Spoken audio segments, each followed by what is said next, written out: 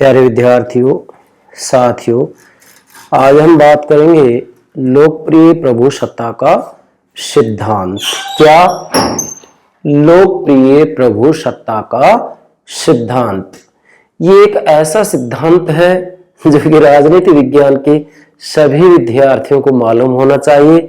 प्राणों से प्यारे विद्यार्थियों, मैंने प्रभुसत्ता के प्रकार के अंतर्गत आपको नाम मात्र की संप्रभुता, वास्तविक संप्रभुता, कानूनी संप्रभुता, लोकप्रिय संप्रभुता, राजनीतिक संप्रभुता, ये सब प्रकार आपको समझा दिए।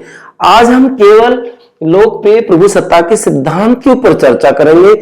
मैंने देखा ज्यादातर विद्यार्थी भ्रमित हो जाते हैं और संप्रभुता का एक ही प्रकार समझते हैं, कानूनी संप्रभुता, जो कि जॉन ऑस्टिन ने दिया है। नहीं, प्राणों से प्यारे विद्यार्थियों, संप्रभुता के अनेक प्रकार होते हैं। प्रकार के ऊपर मैंने अलग से लेक्चर अपलोड कर दिया है, आप लिस्ट में देख सकते हैं। मैं क्रमबद्ध रूप में प्रभुसत्ता को समझा रहा हूं। तो आज हम बात करेंगे लोकप्रिय प्रभुसत्ता का सिद्धांत। सर्वप्रथम प्राणों से प्यारे विद्यार्थी, प्रतिदिन जो मैं एक लेक्चर मेरे YouTube चैनल पर अपलोड करता हूँ, उसकी जानकारी सूचना आपको प्राप्त हो सके, इसके लिए हमारे YouTube चैनल को सब्सक्राइब अवश्य कीजिएगा। आशा करता हूँ आपने सब्सक्राइब कर दिया होगा। Thank you very much, thank you very much. Yes, लोकप्रिय प्रभुसत्ता का सिद्धांत देखिएगा भाई। सबसे पहले तो यहाँ मूल बात यह है कि मैंने यहाँ आपके लिए दो डायग्राम बनाए। इन दो डायग्राम के माध्यम से आप लोकप्रिय प्रभुसत्ता के सिद्धांत को आसानी से समझ सकते हैं। जैसा कि नाम से स्पष्ट और लोकप्रिय प्रभुसत्ता का सिद्धांत अर्थात वास्तविक रूप में राज्य के अंतर्गत जनता का शासन या जनता की शक्ति ही एक प्रकार से लोकप्रिय प्रभुसत्ता कहलाती है। या कानूनी प्रभुसत्ता के पीछे जो सत्ता होती है उसे वास्तविक रूप में एक प्रकार से लोकप्रिय प्रभुसत्ता की संज्ञा दी जाती है, जैसा कि मैं आगे आपको समझाऊंगा। सबसे पहले तो आप इसको समझेंगे क्या कि वास्तविक रूप में प्राणों से प्यारे विद्यार्थियों, जो राजनीति विज्ञान विषय होता है, तो राजनीति विज्ञान के अध्ययन का जो मुख्य विषय होता है वो राज्य होता है। क्या कहा मैंने? राजनीति विज्ञान के अध्ययन का मुख्य विषय राज्य होता है। और आधुनिक समय में राज्य निर्माण के चार तत्व माने जाते हैं: जनसंख्या, निश्चित विभाग, सरकार और संप्रभुता। और संप्रभुता राज्य निर्माण के चार तत्वों में सबसे महत्वपूर्ण होता है, इसलिए संप्रभुता को राज्य की आत्मा कहा जाता है। जैसे कि मैंने यहाँ पर नोट भी किया है बेटा, ध्यान दें, राजनीति विज्ञान के अध्ययन का मुख्य जो विषय होता है वो राज्य होता है। नोट करना है आपको, ये राजनीति विज्ञान के अध्ययन का मुख्य विषय राज्य होता है। और आधुनिक समय में राज्य निर्माण के चार तत्व माने जाते हैं: जनसंख्या, निश्चित विभाग, सरकार और संप्रभुता।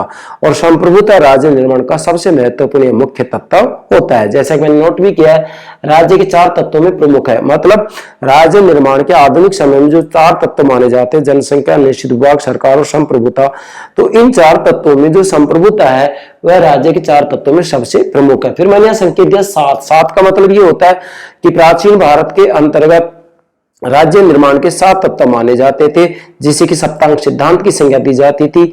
जैसा कि मनु ने अपनी पुस्तक मनु स्मृति में सप्तांग सिद्धांत का उल्लेख किया है, कौटिल्य ने अपनी पुस्तक अर्थशास्त्र में सप्तांग सिद्धांत का उल्लेख किया है, और शुक्र ने अपने शुक्र नीति सार के अंतर्गत सप्तांग सिद्धांत का उल्लेख किया है। अर्थात प्राचीन भारत के अंतर्गत राज्य निर्माण के सात तत्व माने जाते थे, जैसे स्वामी, अमात्यपुर, राष्ट्रकोष, दंड या सेना और मित्र, ये सात तत्व माने जाते थे, इसलिए इसको सप्तांग सिद्धांत कहा जाता था। अब हमें तो लोकप्रिय संप्रभुता को समझना है। तो बेटा आगे बढ़ते हम। राज्य की आत्माएं, मतलब जो आधुनिक समय में राज्य निर्माण का चौथा तत्व है कौन? संप्रभुता। भाई चार तत्व माने जाते हैं: जनसंख्या, निश्चित विभाग, सरकार और संप्रभुता। तो जो संप्रभुता है वास्तविक रूप में राज्य की आत्मा है, अर्थात संप्रभुता राज्य निर्माण का जो चौथा तत्व है संप्रभुता, वास्तविक रूप में राज्य की आत्मा माना जाता है। क्यों? क्योंकि वास्तविक रूप में यदि राज्य के पास संप्रभुता नहीं होगी तो फिर वो राज्य नहीं होगा। अधिक से अधिक वह राष्ट्र हो सकता है, देश हो सकता है, समुदाय हो सकता है, संगठन हो सकता है, लेकिन उसे हम राज्य नहीं कह सकते। राज्य के लिए संप्रभुता का होने अति आवश्यक है। जैसा कि 1947 से पहले भारत एक देश तो था, एक राष्ट्र तो था, लेकिन राज्य नहीं था, लेकिन एक राज्य नहीं था। फिर से कह रहा हूं, 1947 से पहले भारत एक राष्ट्र तो था, एक देश तो था, लेकिन एक राज्य नहीं था। क्यों? क्योंकि संप्रभुता हमारे हाथों में नहीं थी, ब्रिटिश संसद के पास में संप्रभुता मौजूद थी। यस, आगे बढ़ते हैं। प्रभुसत्ता के बिना राज्य का अस्तित्व नहीं है, अर्थात संप्रभुता के बिना राज्य का अस्तित्व नहीं हो सकता। क्यों? क्योंकि राज्य निर्माण के आधुनिक समय चार तत्व माने जाते हैं: जनसंख्या, निश्चित विभाग, सरकार और संप्रभुता। तो वास्तविक रूप में संप्रभुता है, प्रभुसत्ता के बिना राज्य का अस्तित्व नहीं हो सकता है। मतलब राज्य के अस्तित्व के लिए जरूरी है कि चारों तत्व अति आवश्यक है, जनसंख्या, निश्चित विभाग, सरकार और संप्रभुता। अगर संप्रभुता नहीं होगा तो वास्तविक रूप में से राज्य नहीं कहा जा सकता। हाँ, समुदाय, संगठन, देश, राष्ट्र, राष्ट्रीयता का अस्तित्व हो सकता है, अर्थात बिना संप्रभुता के समुदाय, संगठन, देश, राष्ट्र, राष्ट्रीयता का अस्तित्व हो सकता है, परंतु संप्रभुता के बिना राज्य का अस्तित्व नहीं हो सकता। इसलिए राज्य निर्माण के चार तत्व अति आवश्यक होते हैं, जनसंख्या, निश्चित विभाग, सरकार और संप्रभुता। इसी दृष्टि से यदि हम देखें तो भारत में संघात्मक शासन प्रणाली अपनाई गई है और भारत में संघात्मक शासन प्रणाली के अंतर्गत संविधान के द्वारा केंद्र और राज्यों में शक्ति का बंटवारा कर दिया गया है। तो यहाँ पर जो राज्य शब्दावली का प्रयोग किया गया है, वास्तविक रूप में ये संघ की इकाई है, प्रांत है। क्या? संघ की इकाई है, प्रांत है। राजनीति विज्ञान की शब्दावली में जैसे राजस्थान, उत्तर प्रदेश, महाराष्ट्र, इनको राज्य नहीं कहा जा सकता, ये वास्तविक रूप में प्रांत है, संघ की इकाई है बेटा। ठीक है, ये ध्यान रखना है आपको।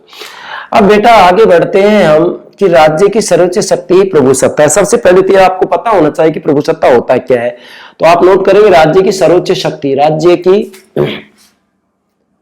की सर्वोच्च शक्ति ही प्रभुसत्ता है। मैंने नोट किया, राज्य की सर्वोच्च शक्ति प्रभुसत्ता, मतलब राज्य की जो सर्वोच्च शक्ति होती है, सुप्रीम पावर, राज्य की जो सर्वोच्च शक्ति होती है वही प्रभुसत्ता कहलाती है। और प्रभुसत्ता के बारे में दो दृष्टिकोण प्रचलित है, एक तो है एकत्ववादी दृष्टिकोण, दूसरा है अनेकवादी या बहुलवादी दृष्टिकोण। एकत्ववादी दृष्टिकोण स्पष्ट रूप में कहता है, क्या कहता है कि यहाँ पर राज्य ही सब कुछ होता है, अर्थात राज्य की सर्वोच्च शक्ति को ही ये प्रभुसत्ता मानते हैं।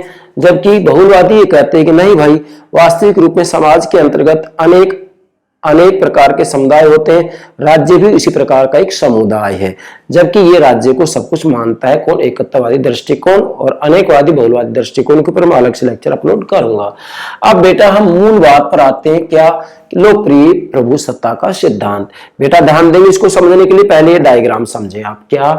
कि वास्तविक रूप में यहां पर जो कानूनी प्रभुसत्ता होती है, जो कि जॉन ऑस्टिन के द्वारा अलग से प्रभुसत्ता का अपना सिद्धांत दिया गया है। जॉन ऑस्टिन ने केवल कानूनी प्रभुसत्ता को ही प्रभुसत्ता माना है। तो यहाँ पर वास्तविक रूप में ये जो कानूनी प्रभुसत्ता है, राज्य का या राज्य कानून की जो सर्वोच्चता होती है, ध्यान देंगे, यहाँ जो कानूनी प्रभुसत्ता होती है उसमें राज्य के कानून की सर्वोच्चता होती है, अर्थात राज्य के द्वारा बनाए गए कानून ही सर्वोच्च होते हैं, जो कि जॉन ऑस्टिन ने यह सिद्धांत दिया है। जॉन ऑस्टिन ने कानूनी प्रभुसत्ता का सिद्धांत दिया है। जॉन ऑस्टिन का कहना है कि वास्तविक रूप में राज्य के द्वारा बनाए गए कानून ही सर्वोच्च होते हैं, अर्थात यहाँ पर राज्य के द्वारा कानून बनाए जाते हैं। तो ये कानूनी प्रभुसत्ता है। अब बेटा ध्यान देंगे, वास्तविक रूप में कानूनी प्रभुसत्ता के पीछे एक प्रभुसत्ता होती है, राजनीतिक प्रभुसत्ता। इस राजनीतिक प्रभुसत्ता के प्रभाव में कानूनी प्रभुसत्ता कार्य करती है, जैसे निर्वाचक मंडल और राजनीतिक दल होते हैं। और वास्तविक रूप में राजनीतिक प्रभुसत्ता का सर्वप्रथम जो चर्चा की है जॉन लॉक के द्वारा की गई है। नोट करना, जॉन लॉक के द्वारा सर्वप्रथम राजनीतिक प्रभुसत्ता की चर्चा की गई है। और यहाँ पर स्पष्ट रूप में इनका कहना यह है कि जो कानूनी प्रभुसत्ता होती है राजनीतिक प्रभुसत्ता के प्रभाव में आकर कार्य करती है। राजनीतिक प्रभुसत्ता के प्रभाव में कानूनी प्रभुसत्ता कार्य करती है, या कानूनी प्रभुसत्ता राजनीतिक प्रभुसत्ता के प्रभाव में आकर कार्य करती है। मतलब कानूनी प्रभुसत्ता को प्रभावित करने वाली प्रभुसत्ता ही राजनीतिक प्रभुसत्ता कहलाती है। जैसे कि निर्वाचक मंडल है, कानूनी प्रभुसत्ता प्रभावित करते हैं। राजनीतिक दल होते हैं, पॉलिटिकल पार्टीज होती है, वो भी कानूनी प्रभुसत्ता को प्रभावित करते हैं। इसके बाद में इधर आएंगे हम मूल बात, लोकप्रिय प्रभुसत्ता। तो बेटा ध्यान देंगे, राजनीतिक प्रभुसत्ता जैसे निर्वाचक मंडल और राजनीतिक दल, तो राजनीतिक प्रभुसत्ता का जो विकसित रूप होता है, बेटा नोट करेंगे, राजनीतिक प्रभुसत्ता का जो विकसित रूप होता है वही लोकप्रिय प्रभुसत्ता कहलाता है। क्या? इस राजनीतिक प्रभुसत्ता का मतलब निर्वाचक मंडल राजनीतिक दल का जो विकसित रूप होता है वही लोकप्रिय प्रभुसत्ता कहलाता है। और लोकप्रिय प्रभुसत्ता का सीधा सा अर्थ होता है जनता की शक्ति। क्या? जनता की शक्ति। और लोकप्रिय प्रभुसत्ता का सर्वप्रथम चर्चा करने वाला जो विद्वान है वह है जीन जैक्स रूसो। ये दोनों प्रश्न बन रहे हैं। राजनीतिक प्रभुसत्ता का सर्वप्रथम चर्चा किसने की? जॉन लॉक ने। लोकप्रिय प्रभुसत्ता की सर्वप्रथम चर्चा किसने की? जीन जैक्स रूसो ने। जीन जैक्स रूसो वास्तविक रूप प्रत्यक्ष प्रजातंत्र के समर्थक थे। तो यहाँ पर लोकप्रिय प्रभुसत्ता का मतलब होता है जनता की शक्ति। तो आप नोट करेंगे राजनीतिक प्रभुसत्ता का विकसित रूप ही लोकप्रिय प्रभुसत्ता है। अब हम आगे बढ़ते हैं बेटा। उदारवादी लोकतंत्री राज्यों में लोकप्रिय प्रभु सत्ता के विचार पर अधिक बल दिया गया। पहले तो ये नोट करना है आपको कि जितने भी उदारवादी लोकतंत्रीय राज्य हैं, जैसे हमारे भारत के अंतर्गत भी उदारवादी लोकतंत्रीय शासन प्रणाली है, अमेरिका में भी उदारवादी लोकतंत्रीय शासन प्रणाली है, तो उदारवादी लोकतंत्रीय राज्यों में लोकप्रिय प्रभु सत्ता के विचार पर बहुत अधिक बल दिया गया है। हाँ, इसके बाद में जो वास्तविक रूप में जो ये लोकप्रिय प्रभु सत्ता है, यहाँ आप नोट कर सकते हैं, लोकप्रिय प्रभु सत्ता का क्रमिक विकास हुआ है। ध्यान देंगे, क्या क्रमिक विकास हुआ है। फिर से बोल रहा हूं मैं, लोकप्रिय प्रभु सत्ता का क्रमिक रूप से विकास हुआ है। वैसे जो ये लोकप्रिय प्रभु सत्ता है आधुनिक युग की देन है, नोट करेंगे, वैसे आधुनिक युग की देन है। कौन? लोकप्रिय प्रभु सत्ता वैसे आधुनिक युग की देन है, लेकिन वास्तविक रूप में लोकप्रिय प्रभु सत्ता का क्रमिक रूप से विकास हुआ है। और क्रमिक रूप से विकास हुआ है तो इसके लिए हमें प्राचीन काल और मध्यकाल की चर्चा जरूर करनी होगी, उसके बाद में आधुनिक काल में आएंगे। तो सबसे पहले आते हैं प्राचीन काल। प्राचीन काल के अंतर्गत क्या था? प्राचीन रोम में पोलिबियस एवं सिसरो नाम के विचारक थे। पोलिबियस एवं सिसरो, इनके ऊपर मैं अलग से लेक्चर अपलोड करूंगा पश्चिमी राजनीतिक चिंतन के अंतर्गत। पश्चिमी राजनीतिक चिंतन के ऊपर मैंने लगभग 46 लेक्चर अपलोड कर रखे हैं, आप प्लेलिस्ट में देख सकते हैं। प्लेलिस्ट का नाम होगा पश्चिमी राजनीतिक विचारक। तो बेटा प्राचीन रोम में पोलिबियस नाम के विचारक थे और सिसरो नाम के विचारक थे। इन्होंने वास्तविक रूप में राज्य की शक्ति निरंकुश सम्राट के पास होती है, लेकिन सम्राट ने यह शक्ति जनता से प्राप्त की है। मतलब यहाँ पोलिबियस और सिसरो का कहना है कि राज्य की जो शक्ति होती है वह निरंकुश सम्राट के पास होती है। दोनों विचारक कह रहे हैं कि राज्य की शक्ति, क्या फिर से बोल रहा हूं, राज्य की शक्ति निरंकुश सम्राट के पास होती है, लेकिन सम्राट ने शक्ति जनता से प्राप्त की। मतलब इनका कहना यह कि वास्तविक रूप में सम्राट ने भी ये शक्ति कहां से प्राप्त की? जनता से प्राप्त की। तो इसका मतलब ये लोकप्रिय प्रभु सत्ता के समर्थक हैं। इसके बाद में बीच में फिर बेटा आता है मध्यकाल, जिसको कि अंधकार का युग भी कहा जाता है। मध्यकाल के अंतर्गत राज्य और चर्च के मध्य मुख्य विवाद चला हुआ था, राज्य और चर्च के मध्य संघर्ष चला हुआ था। और मध्यकाल के जो प्रतिनिधि विचारक थे संत थॉमस एक्विनास, उन्होंने भी जो है लास्ट में जाकर के चर्च को सर्वोच्च स्थान दे दिया। और उसके बाद मैकियावेली ने मध्य की सभी बातों का खंडन कर दिया। और मैकियावेली ने स्पष्ट रूप में कह दिया कि राजनीतिक धर्म नैतिकता की कोई आवश्यकता नहीं है, इसलिए मैकियावेली को आधुनिक राजनीतिक चिंतन का जनक माना जाता है। ठीक है बेटा। और मध्यकाल का जो अरस्तु कहा जाता है, किसको कहा जाता है? संत थॉमस एक्विनास को ही कहा जाता है। तो मध्यकाल में एक विद्वान है मार्सिलियो ऑफ पेडुआ व विलियम ऑफ ओकम, ये दो विचारक हो गए, मार्सिलियो ऑफ पेडुआ व विलियम ऑफ ओकम। इन दोनों के ऊपर भी मैं अलग से लेक्चर अपलोड करूंगा पश्चिमी राजनीतिक विचारधारा के अंतर्गत। तो ओकम ने राज्य चर्च संघर्ष में राज्य की सर्वोच्चता का समर्थन करते हुए लोक शक्ति के विचार प्रकट किए। अब बेटा ध्यान देंगे यहाँ, मतलब मध्यकाल के अंतर्गत ये दोनों ही विद्वान मार्सिलियो पेडुआ व विलियम ऑफ ओकम ने राज्य और चर्च संघर्ष में राज्य की सर्वोच्चता का समर्थन करते हुए लोकप्रिय शक्ति के विचार प्रकट किए। मतलब इन्होंने क्या है, दोनों ने राज्य और चर्च में जो संघर्ष चला हुआ था, इस संघर्ष में राज्य की सर्वोच्चता का तो समर्थन किया और राज्य की सर्वोच्चता का समर्थन करते हुए लोकप्रिय शक्ति के विचार प्रकट किए। तो यहां पर भी हम कह सकते हैं कि लोकप्रिय प्रभु सत्ता का किसी न किसी रूप में इन्होंने समर्थन किया है। उसके बाद में बात आती है आधुनिक काल की। आधुनिक काल में 18वीं शताब्दी में राजतंत्र के विरुद्ध लोकप्रिय प्रभु सत्ता का विचार सामने आया। नोट करना है यहाँ पर, आधुनिक काल में क्या हुआ? 18वीं शताब्दी में राजतंत्र के विरुद्ध लोकप्रिय प्रभु सत्ता का विचार सामने आया। जैसा कि इसके मुख्य समर्थक थे जीन जैक्स रूसो और जेफरसन नाम के विद्वान। उसके बाद में मूल बात आती है, ये तो इसकी एक प्रकार से मैंने आपको जो है जो ये लोकप्रिय प्रभु सत्ता उसका क्रमिक रूप में विकास कैसे हुआ है तो सरसरी निगाह के तौर पर मैंने आपको समझाया है। ठीक है, बाकी तो इसकी बहुत लंबा हिस्ट्री बन जाती है। हम 3 घंटे की बात पूरी नहीं कर पाते हैं, लेकिन मैंने आपको थोड़ा संकेत दे दिया क्योंकि हमारा मूल मकसद है लोकप्रिय प्रभुसत्ता को समझना। उसके बाद में लोकप्रिय प्रभुसत्ता की व्याख्या करते हैं कि इसका भावार्थ क्या होता है।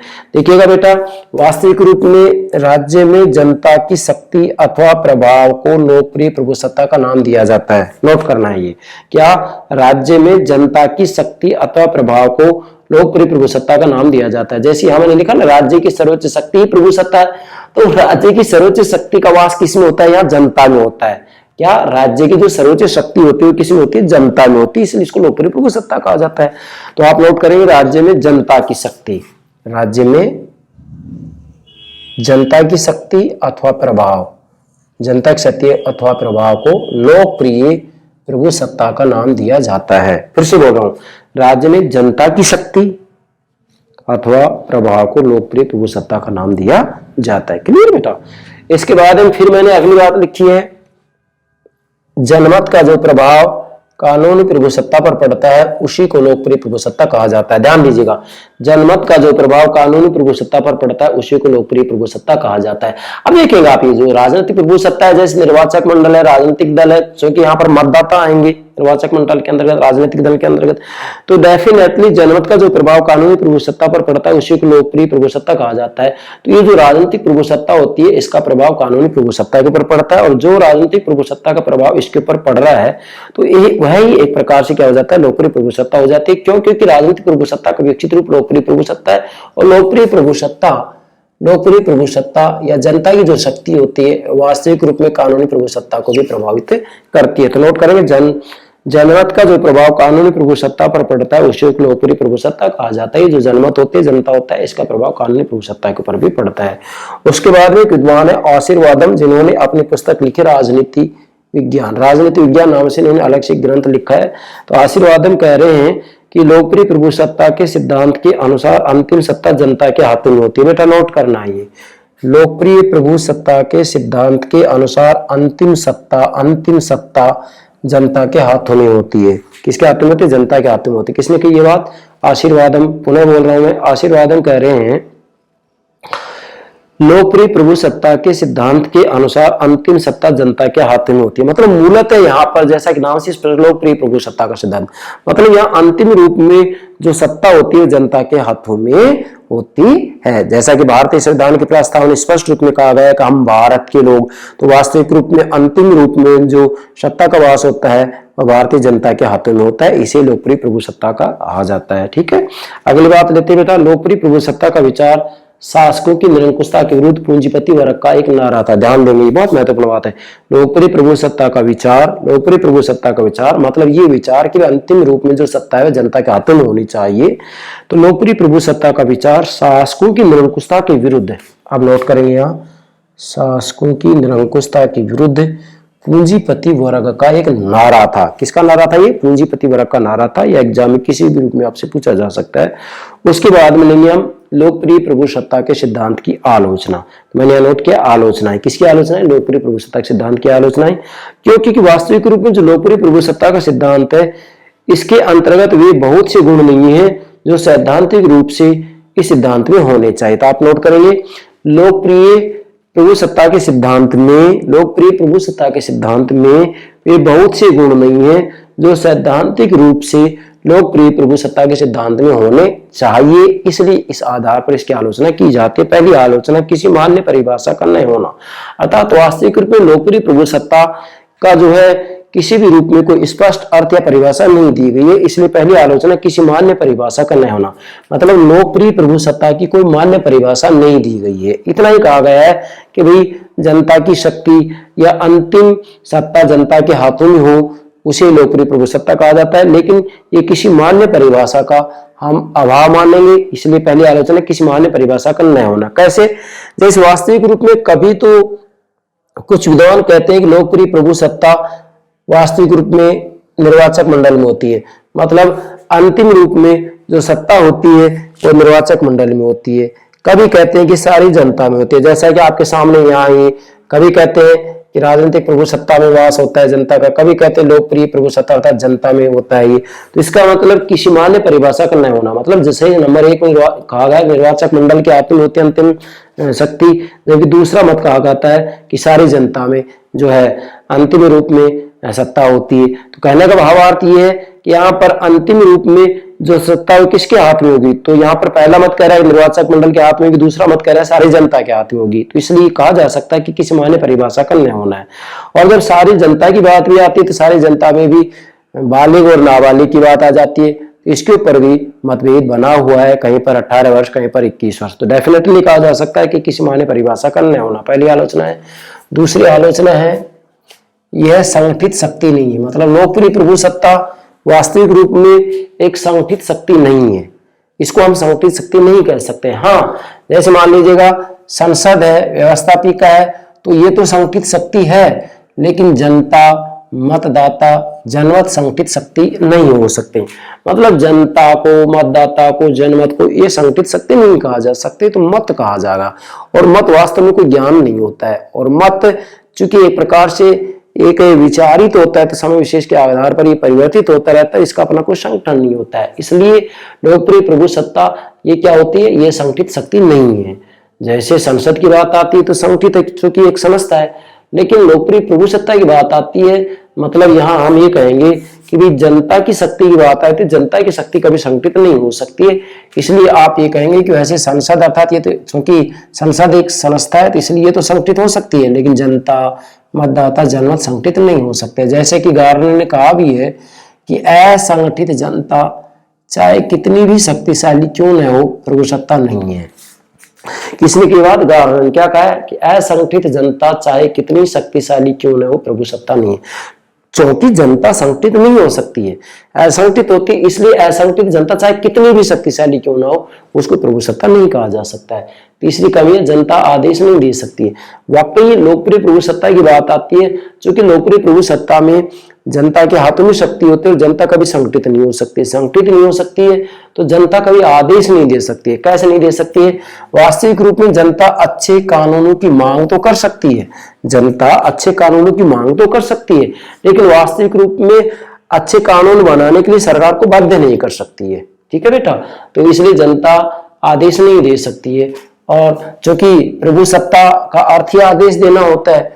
और चौथा होता है इसकी आलोचना, जनता राज्य के कानूनों का पालन करती है। ध्यान दीजिएगा, वास्तविक रूप में जो जनता होती है तो राज्य के कानूनों का पालन करती है, स्वयं आदेश थोड़ी ना दे सकती है। तो जनता राज्य के कानूनों का पालन करती है। कैसे, प्रभुसत्ता राज्य की सर्वोच्च शक्ति होती है, जनता की शक्ति सर्वोच्च नहीं। क्या मतलब हुआ, देखो प्रभुसत्ता तो वास्तव में राज्य की सर्वोच्च शक्ति होती है, जैसे स्पष्ट रूप में लिखा गया है कि राज्य की सर्वोच्च शक्ति ही प्रभुसत्ता है। तो इसलिए प्रभुसत्ता राज्य की सर्वोच्च शक्ति होती है, जनता की सर्वोच्च शक्ति नहीं। मतलब जनता की सर्वोच्च शक्ति नहीं हो सकती है, या जनता की शक्ति सर्वोच्च नहीं होती है। मतलब जनता की सर्वोच्च शक्ति प्रभुसत्ता नहीं होती है, वास्तविक प्रभुसत्ता तो राज्य की सर्वोच्च शक्ति होती है। इसलिए जनता राज्य के कानून का पालन करती है, आदेश नहीं दे सकती है। ये पांचवी आलोचना है, न्यायालय इसे स्वीकार नहीं करता। अर्थात वास्तविक रूप में जो न्यायपालिका होती है वह भी लोकप्रिय प्रभुसत्ता को स्वीकार नहीं कर सकता। क्यों नहीं कर सकता, क्योंकि न्यायालय कानूनी प्रभुसत्ता को मान्यता देता है, लोकप्रिय प्रभुसत्ता केवल एक कल्पना मात्र है। न्यायपालिका भी जो अपना कोई फैसला सुनाएगी तो लोकप्रिय प्रभुसत्ता के आधार पर नहीं सुनाएगी, क्योंकि लोकप्रिय प्रभुसत्ता केवल एक कल्पना है। जबकि न्यायपालिका जब भी अपना कोई डिसीजन लेगी तो कानूनी प्रभुसत्ता को ही मान्यता देगी, कानूनी प्रभुसत्ता के आधार पर ही अपना निर्णय लेगी। इसलिए न्यायालय इसे स्वीकार नहीं करता है, किसको, लोकप्रिय प्रभुसत्ता को। और छठी आलोचना है, यह अविभाज्य तथा स्थायी नहीं है। मतलब जो लोकप्रिय प्रभुसत्ता होती है वह वास्तविक रूप में अविभाज्य तथा स्थायी नहीं होती है, जबकि प्रभुसत्ता तो वास्तविक रूप में अविभाज्य और स्थायी होती है। प्रभुसत्ता का बंटवारा नहीं हो सकता है, ठीक है, और उसके बाद वो स्थायी होती है। कैसे, जैसे लोक सत्ता में एकता का गुण भी नहीं है, जनता के विचार बिखरे होते हैं। अर्थात वास्तविक रूप में जो लोक सत्ता होती है, जो जनता की सत्ता होती है, जो जनमत की शक्ति होती है, उसमें एकता का गुण भी नहीं हो सकता है। और जनता के विचार क्या, जनता के जो विचार होते हैं वो बिल्कुल क्या होते हैं, अस्त व्यस्त होते हैं। जैसा कि राजनीति दर्शन के जनक प्लेटो ने स्पष्ट रूप में कहा था कि मत कोई ज्ञान नहीं होता है, मत कोई ज्ञान नहीं होता है।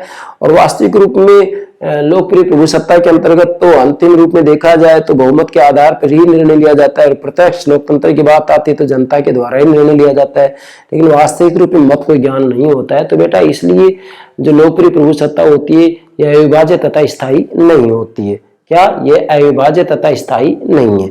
वास्तविक रूप में लोकप्रिय प्रभु सत्ता विभाजित होती है और अस्थायी होती है। क्यों? क्योंकि लोक सत्ता में एकता का गुण भी नहीं होता है और जनता के विचार भी बिखरे हुए होते हैं, जनता के विचार एक जैसे नहीं होते। इसलिए हमें कह सकते हैं कि यह अर्थात लोकप्रिय प्रभु सत्ता अविभाज्य तथा स्थायी नहीं होती है।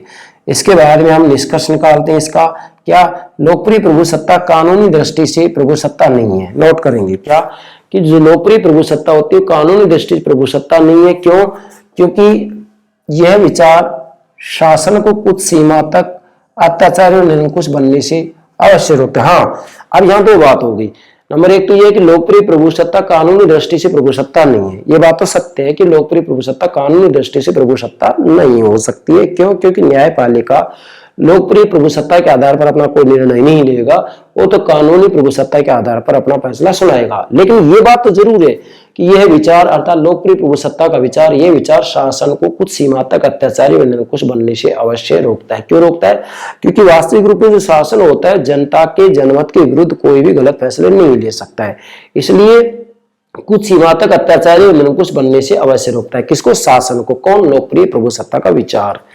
जैसा कि ब्राइस ने यहाँ पर कहा है कि यह प्रजातंत्र का आधार तथा संरक्षक है। अर्थात वास्तविक रूप में जो लोकप्रिय प्रभु सत्ता का सिद्धांत या विचार है ये प्रजातंत्र का आधार तथा संरक्षक है। मतलब वास्तविक रूप में वो बात एक अलग है कि भाई लोकप्रिय प्रभु सत्ता वास्तविक रूप में अपने आप में असंगठित होती है, क्योंकि जनता की शक्ति होती है और जनता की शक्ति कभी संगठित नहीं हो सकती। लेकिन ये बात भी तो सत्य है कि यह अर्थात लोकप्रिय प्रभु सत्ता प्रजातंत्र का आधार तथा संरक्षक है। वास्तविक रूप में प्रजातंत्र का आधार तथा संरक्षक है कौन? लोकप्रिय प्रभु सत्ता। क्यों? क्योंकि कम से कम शासक को ये अत्याचारी बनने से रोकती है, निरंकुश बनने से रोकती है। अगर जनता के विरुद्ध कोई गलत कानून बनाया जाता है तो जनता ऐसी स्थिति में फिर उन कानूनों का विरोध करती है।